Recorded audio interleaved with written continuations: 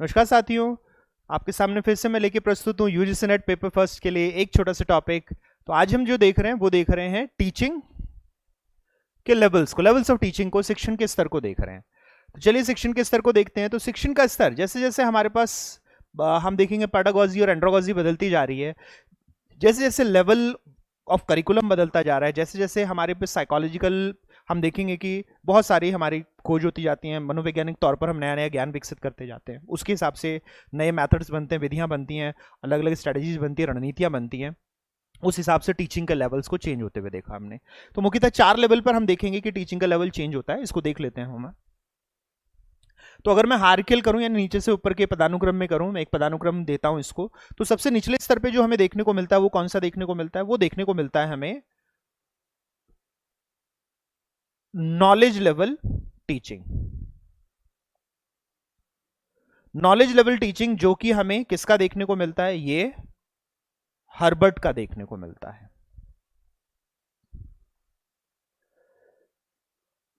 ज्ञान स्तर शिक्षण हम देखते हैं,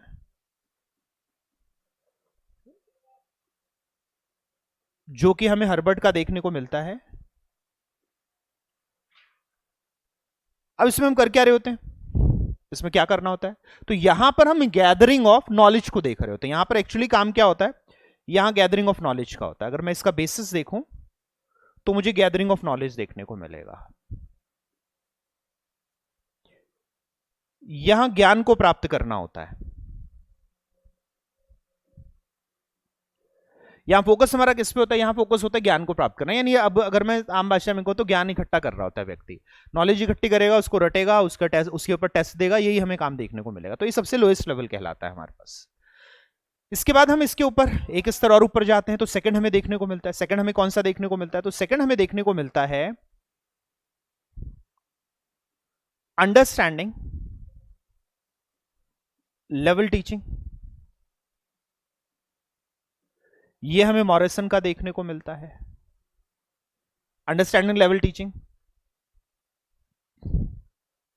यहां हम क्या देखेंगे? तो यहां पे हम देखेंगे कि हम जो चीजें यूज कर रहे हैं वो क्या है? बोध,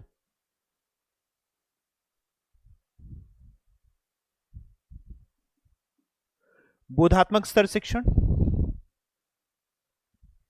मॉरिसन का है। यहां हम क्या कर रहे होते हैं? यहां पे हम अंडरस्टैंडिंग ऑफ कंसेप्ट्स करते हैं, यहां पे हम अवधारणाओं की समझ को विकसित करते हैं, अवधारणाओं के बोध को विकसित करते हैं।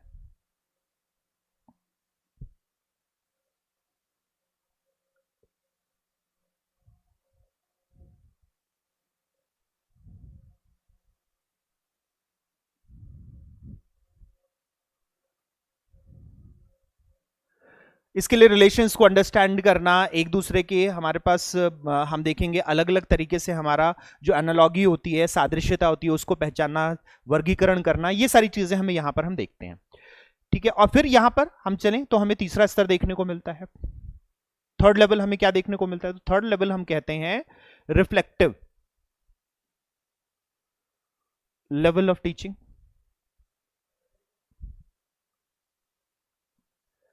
हम यहां प्रतिदर्शी स्तर शिक्षण देखते हैं। प्रतिदर्शी स्तर शिक्षण देखते हैं जो कि हमें हंट का देखने को मिलता है। क्या करेंगे इसमें हम? तो इसमें हम क्रिटिकल थिंकिंग देखते हैं,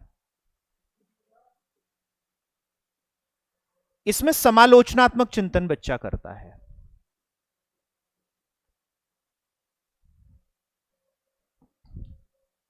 इसमें अलग अलग फैक्टर्स का एनालिसिस होता है, कारकों का विश्लेषण होता है, इवैल्यूएशन होता है, मूल्यांकन होता है, क्रिएटिविटी होती है, सृजनात्मकता होती है, सिंथेसिस होता है, संश्लेषण होता है। तो ये सारी चीजें हमें होती हुई दिखती हैं, ये हमें समालोचना देखने को मिलेगी। अब ये हमारे पास हाईएस्ट लेवल ऑफ टीचिंग कहलाता है। इसके बाद टीचिंग नहीं होती, इसके बाद फैसिलिटेशन होता है। इसके बाद क्या होने लगता है? फैसिलिटेशन होने लगता है, क्रियान्वयन होने लगता है, यानी हमारे पास पेडागोजी और एंड्रागोजी शुरू हो जाती है। अभी तक हम क्या देख रहे हैं? अभी तक हम देख रहे हैं कि हम टीचिंग कर रहे हैं, शुद्ध रूप से हम पढ़ा रहे हैं। पढ़ाने की जगह अब हम अनुदेशन को अपना के और फिर निर्माणवाद की तरफ चले जाएं, कंस्ट्रक्टिविज्म की तरफ चले जाएं, ये हमें देखने को मिलता है चौथा लेवल जो अभी चल रहा है। तो ये फोर्थ लेवल हमें देखने को मिलेगा ऑटोनॉमस लेवल ऑफ टीचिंग। यह हमें देखने को मिलता है शिक्षण का स्वायत्त स्तर। अब ये हमें मल्टीपल हमें देखने को मिलेंगे। तो प्याजे यहां में अपना मॉडल देते हैं जिसे हम कॉग्निटिव मॉडल ऑफ लर्निंग कहते हैं, संज्ञानात्मक हम कहेंगे, या फिर Vygotsky zone of proximal development, scaffolding, ये सब देते हैं। प्याजे देते हैं एसिमुलेशन, एकोमोडेशन, ये सारे टर्म्स देते हैं और इसमें कहते हैं कि ये बच्चा कैसे करेगा, ये स्टूडेंट हमारा कैसे कर रहा है, विद्यार्थी। वाइगॉस की बात करते हैं जोन ऑफ प्रॉक्सिमल डेवलपमेंट की, इस बार ही क्वेश्चन आया हुआ है 2023 वाले पेपर में। या फिर बात करते हैं स्कैफोल्डिंग की, सहायता कैसे देंगे हम उसको, तो वाइगॉस की देखने को मिलेंगे। इसमें हमें अलग अलग मॉडल देखने को मिलते हैं, जैसे कि हम देखेंगे डाले का हमारे पास एक्सपीरियंशियल कोन मॉडल है, तो बहुत सारे मॉडल हमें देखने को मिलते हैं। यहां ब्रूनर हैं, ऑसुबेल हैं, मॉडल्स हमें देखने को मिलेंगे और एक्सेट्रा लिख लेते हैं, आदि ले लेते हैं। अब ये सब चीज क्या कर रहे हैं, ये सब ये बात करते हैं कंस्ट्रक्टिविज्म की, ये सब की सब बात करेंगे निर्माणवाद की। बालक अपने ज्ञान का निर्माण स्वयं करता है। तो यहां पर हमें क्या देखने को मिलेगा, यहां पर हमें देखने को मिलेगा फैसिलिटेशन, क्रियान्वयन। तो बालक अपने ज्ञान का निर्माण स्वयं कर रहा होगा। तो यहां पर हमें बच्चे का कंस्ट्रक्शन ऑफ नॉलेज देखने को मिलेगा।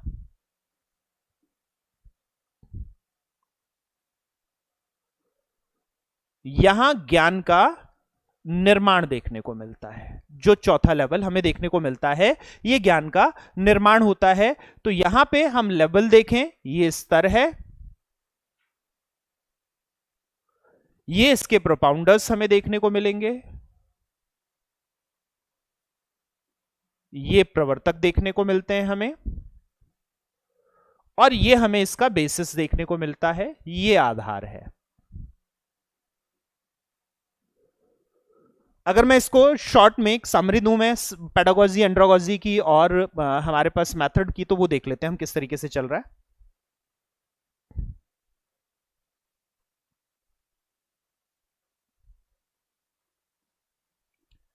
तो पहला लेवल हमें देखने को मिला नॉलेज, ज्ञानात्मक। दूसरा हमें देखने को मिला अंडरस्टैंडिंग,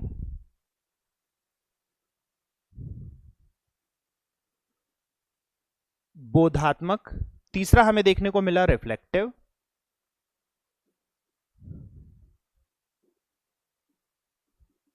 प्रतिदर्शी या समालोचनात्मक, और चौथा देखने को मिला हमें ऑटोनॉमस,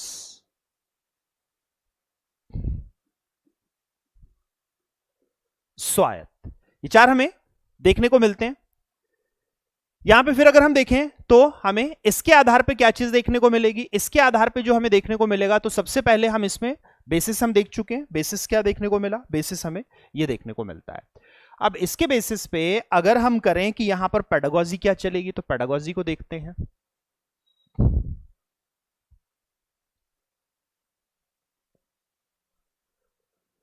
तो पेडागोजी नॉलेज में हमें क्या देखने को मिलता है, नॉलेज में हमें देखने को मिलता है डिलीवरी ऑफ कंटेंट, जिसे हम लेक्चर कहते हैं, है ना।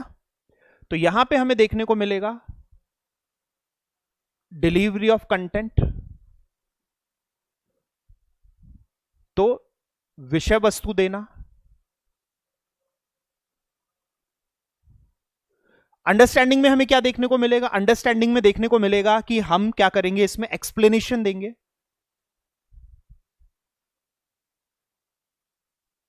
एक्सप्लेनेशन, यहां पर हमें क्या करना होगा, यहां पर इसकी हमें व्याख्या करनी पड़ेगी।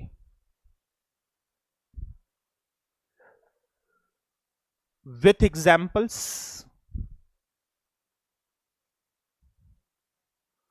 उदाहरण सहित व्याख्या हमें देखने को मिलेगी।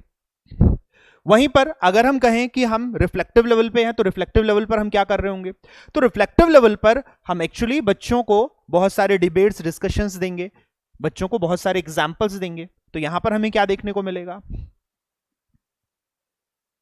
एग्जाम्पल्स, डिबेट, डिस्कशंस, यहां पे हम प्रति उदाहरण भी देते हैं, काउंटर एग्जाम्पल्स भी देते हैं, उससे डिबेट होता है हमारे पास। फिर परिसंवाद, परिचर्चा आदि, ये रिफ्लेक्टिव लेवल हमें देखने को मिलता है। वहीं पर ऑटोनॉमस में हम क्या करते हैं, ऑटोनॉमस में बच्चे को हम एक्टिविटीज देंगे, फैसिलिटेशन हमें एक्टिविटीज देनी है और बच्चा अपने नॉलेज को खुद कंस्ट्रक्ट करता है। तो यहां पर हमें देखने को मिलेगा लर्निंग बाय डूइंग एक्टिविटीज। ठीक है, तो यहां हमें देखने को मिलता है गतिविधियों को करके सीखना। तो यहां पर हमें एंड्रागोजी कैसी देखने को मिलेगी? अगर मैं एंड्रागोजी करूं तो पहले में हमें क्या देखने को मिलता है? पहले में हमें देखने को मिलता है हम लेक्चर हो जात करते हैं, व्याख्यान करते हैं। हम यहां पे हम क्या करते हैं, यहां पर हम डिडक्टिव करते हैं,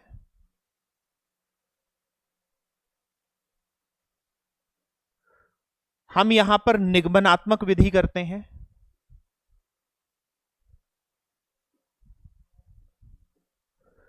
हम रिफ्लेक्टिव में क्या करते हैं, रिफ्लेक्टिव में हम इंडक्टिव मेथड करते हैं,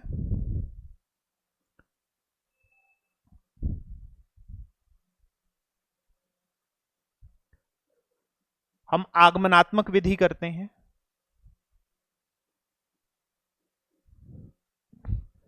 इसमें हम क्या करते हैं, इसमें हम फैसिलिटेशन करते हैं।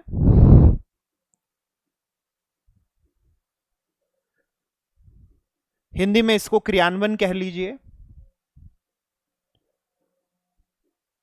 सुविधा देना कह लीजिए, सरलीकरण कह लीजिए, सुगमीकरण कह लीजिए। तो ये हमें पेडागोजी में एंड्रागोजी देखने को मिलती है कि हम वहां पर क्या करेंगे एंड्रागोजी के रूप में। अब इसके बाद अगर मैं इसमें प्लानिंग कहूं, योजना कहूं, तो योजना कैसे बनेगी?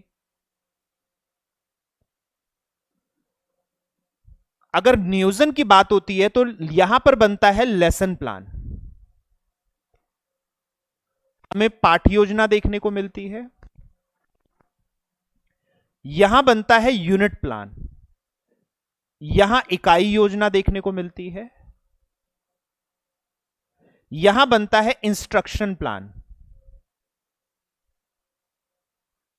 यहां इंस्ट्रक्शन प्लान हमें अनुदेशन योजना देखने को मिलती है,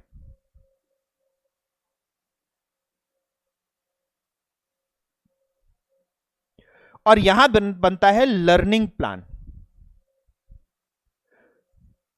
या आईईपी कह लेते हैं।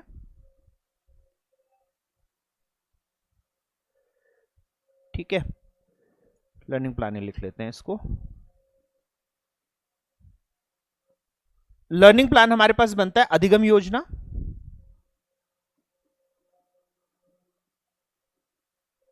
जो आईईपी होती है यानी इंडिविजुअल एजुकेशन प्लान होता है, व्यक्तिगत शिक्षा योजना कहलाती है, जिसमें हम समावेशन करते हैं, जिसमें हम क्या करेंगे, हम इंक्लूसिवनेस करेंगे। तो ये हमें देखने को मिलता है कि हमारे 4 लेवल हैं जिसके ऊपर हम अलग अलग तरह के प्लान को बनाते हैं। लेसन प्लान जो हमारे पास ट्रेडिशनल था, जो हम फॉरवर्ड की 5 स्टेप प्लान के हिसाब से बनाते थे, जो नॉलेज लेवल होता था। फिर हमने यूनिट प्लान बनाना शुरू किया मॉरिसन के 6 स्टेप प्लान के हिसाब से।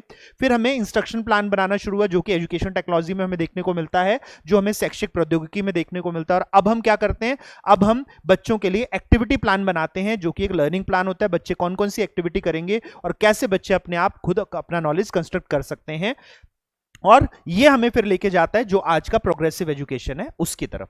तो उम्मीद करता हूं कि ये सारी कंसेप्ट बहुत अच्छे तरह से समझ में आए होंगे आपको। अगर आप इन सारे कंसेप्ट्स को डिटेल में पढ़ना चाहते हैं और पेपर फर्स्ट में भी अच्छा स्कोर करना चाहते हैं, तो मेरा मास्टर कोर्स आपके लिए अवेलेबल है ऑन द एप्लीकेशन। आप नीलकंठ एजुकेशन के एप्लीकेशन को ऐप स्टोर से और गूगल स्टोर से डाउनलोड कर सकते हैं। डिस्क्रिप्शन बॉक्स में आपको लिंक दे रखा है, या फिर आप हमारी वेबसाइट पे जाकर एप्पल के जो स्टोर है उसको भी डाउनलोड कर सकते हैं। ठीक है। तो अगर कोई इससे बारे में आपके पास कोई भी अगर क्वेरी हो तो आप क्या कर सकते हैं, क्वेरी हो तो हमें देखने को मिलेगा, आप इस नंबर पे कांटेक्ट कर सकते हैं 8130490011। इस नंबर पे आप कांटेक्ट करके अपनी किसी भी क्वेरी को ले सकते हैं। तो यहां पर आप, उम्मीद करता हूं कि और सारे कॉन्सेप्ट्स आपको बहुत अच्छे से समझ में आ रहे होंगे। ऐसे ही और कॉन्सेप्ट्स लेके मैं आपके सामने फिर से प्रस्तुत होता रहूंगा। जितने साथी इस वीडियो को देख रहे थे आप सभी का धन्यवाद। अगले वीडियो में फिर आप लोगों से मुलाकात होगी। फिर मिलते हैं साथियों, नमस्कार।